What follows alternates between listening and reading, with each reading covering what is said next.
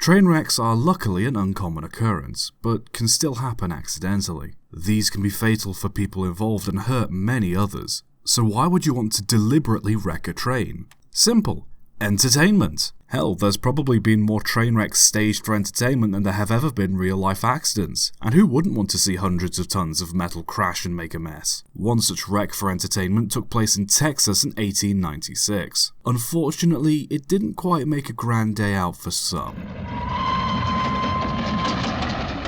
In the late 1800s, American railroads were in need of more powerful locomotives for pulling heavier goods and passenger trains. For years, the Noble 440 design had been the go-to engines of choice as they were lightweight, easy to maintain, and relatively powerful for their size. They had served both sides in the US Civil War and were the backbone for most railroads, but were now struggling to keep up with the increase in freight and passenger traffic. As such, bigger and more powerful locomotives were taking their place, meaning most railroads had hundreds of old 440s that were destined to be scrapped. The Columbus and Hocking Valley Railroad decided to send off two of their old engines with a bang by crashing two of them headfirst into each other to mark the annual opening of the Buckeye Park in Ohio. Admission to the event was free, with the railroad making money from selling train tickets to the event. Given how little options people had for entertainment in those days and the fact a train crash was a once-in-a-lifetime event, thousands of people came to watch. The crash went off without a hitch, with only a railroad worker getting hurt from some flying debris from the wreck. The railroad got some good publicity, made a load of money, all the spectators had a fun day, and everyone got home safely.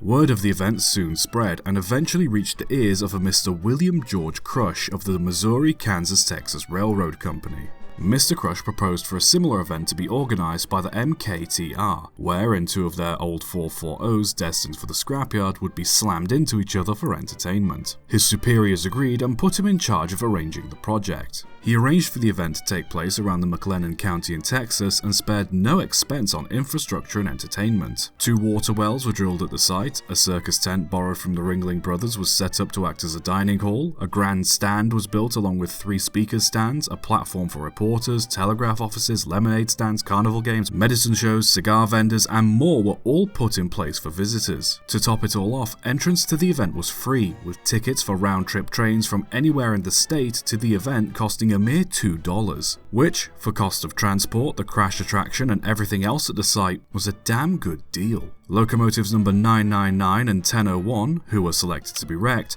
were painted in bright colours and driven to stations all over the state for months prior to the event to promote it. Word of the event spread fast and far, so much so that Thomas Edison sent a photographer to record the event for him. On the day, roughly 20,000 people turned up to watch this once-in-a-lifetime event. Some people even had to sit on top of the carriages to get there as the insides were completely full. The event site was so big that a sign was put up by the station declaring the place a full-fledged town named Crush after Mr. Crush himself. Prior to the crash, numerous safety checks were put in place. A separate stretch of track 4 miles long was laid beside the main line to ensure neither of the event engines would accidentally run away on the main line. Speed tests were conducted to determine where the engines would collide, and the crowd was positioned 200 yards away from the tracks for safety. Engineers ensured Crush that the collision was safe as the locomotive boilers were designed to prevent rupturing in the event of an accident. Everything was set.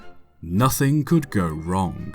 The collision had to be delayed by an hour as crowds of people swarmed around the locomotives. Eventually, local police managed to move the crowd to a safe distance and the event continued. Exceptions were made for members of the press, who were allowed closer to the tracks to take pictures of the event. At 5 p.m, both locomotives met in the middle of the track to touch cowcatchers, mimicking shaking of hands prior to a duel so the press could take pictures. Both locomotives were pulling several freight cars loaded with railroad ties to provide extra weight and momentum for the crash. They were then backed up to their starting points before Mr. Crush himself, positioned in the middle of the line riding a white horse, dropped a hat to signal the event to start. He swiftly rode to a safe distance while both drivers of the engines set them in motion before jumping clear. By the time both trains had reached the predicted meeting point, they were travelling at around 45 miles an hour before slamming into each other.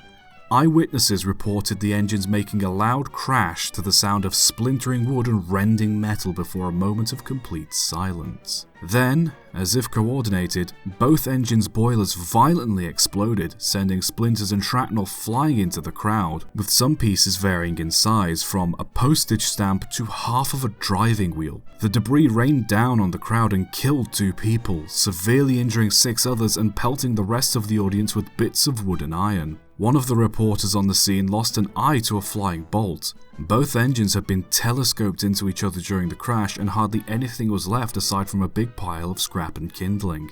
The crowd naturally tried to flee the scene, with some members of the audience suffering mild injuries from being trampled. But no sooner had the smoke and steam cleared, people ran up to the wreck and tried to grab whatever they could as a souvenir. Some even burnt their hands on the still very hot metal of the locomotives. Mr. Crush was supposedly fired on the spot after the explosion. The company swiftly settled lawsuits involving the families of victims by offering them cash and lifetime rail passes. Despite the company having to pay out for damages and injuries received by the audience, the event ended with the company making a net gain on top of all the publicity they now had all over the country, never mind the state. With the surprising success of the event, the railroad quietly rehired Mr. Crush a few days later. Crush went on to work for the MKTR until his retirement. So what lesson was learned from this?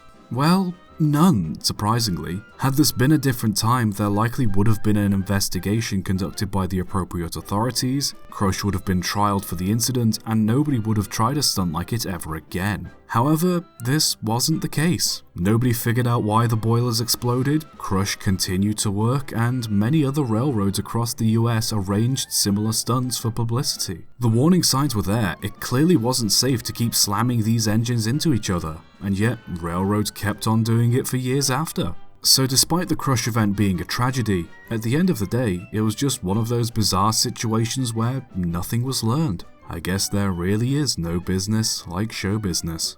Subscribe for more.